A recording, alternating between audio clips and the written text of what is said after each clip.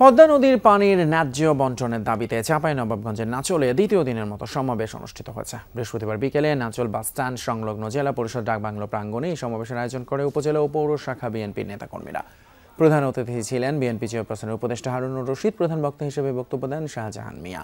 এ সময় পদ্মা নদী ও পানি সম্পদ সংরক্ষণ, ন্যায্য পানি বন্টন, নদীর অবৈধ দখল রোধে কার্যকর পদক্ষেপ গ্রহণের দাবি জানান তারা।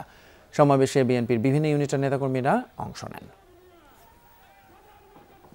যে গঙ্গা ব্যারেজ নির্মাণ করা হলে এই পদ্মা অববাহিকার যে নদীগুলো মরে গেছে সেগুলোকে আমরা পুনরুজ্জীবন দিতে পারবো। এই জীববৈচিত্র্য, সুন্দরবন সহ জীববৈচিত্র্যকে আমরা পুনরুজ্জীবন দিতে পারবো। এই 37% ভূমিতে আমরা অতিরিক্ত 50 লক্ষ টন খাদ্য উৎপাদন করতে পারবো। আমরা সবাই দেশের জন্য রাজনীতি করি, মানুষের জন্য রাজনীতি করি। কাজে আপনাদের কাছে সনিবদ্ধ অনুরোধ, আপনারা এই এলাকা ঐতিহ্যবাহী এলাকা, ধানের শীষে ভোট দিয়ে আপনারা সবাই এখানে মুক্তিযুদ্ধের চেতনাকে বিজয়ী করবেন।